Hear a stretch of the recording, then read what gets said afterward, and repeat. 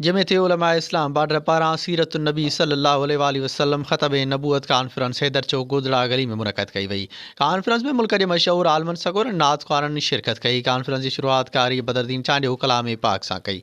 जनता आलमन सगोरन में मौलाना मोहम्मद उस्मान जहतियाल, मौलाना मोहम्मद इलियास चना, मौलाना जमाल मुस्तफ़ा तुनियूं, पंजाब ख़ायल मौलाना मोहम्मद अरशद मदनी, तहफ़्फ़ुज़ ख़तम नबूअत कराची के अमीर मौलाना एजाज मुस्तफ़ा, नात ख़्वाननि में सिंध के मशहूर नात ख़्वान मोहतरम इज़हारुल सिद्दीकी, मोहतरम हाकिम अली अबड़ो, मोहतरम महमूद मुस्तफ़ा तुनियूं हुज़ूर करीम सल्लल्लाहु अलैहि वसल्लम जे शान अक़दस में नातूं पढ़ियूं।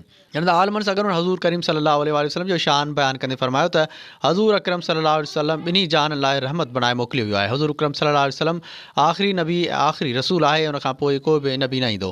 कादियानी हज़ूर करीम सल्लल्लाहु अलैहि वसल्लम जा रिसालत जा इनकारी आहिनि। कादियानी इस्लाम ऐं पाकिस्तान जे कानून मूजिबि काफ़िर आहिनि। पाकिस्तान में कादियाननि खे प्रमोट कयो पियो वञे, उन्हनि ते पाबंदी आयद कई वञे। इस्लाम अमन ऐं भाईचारे जो दर्स ॾिए थो।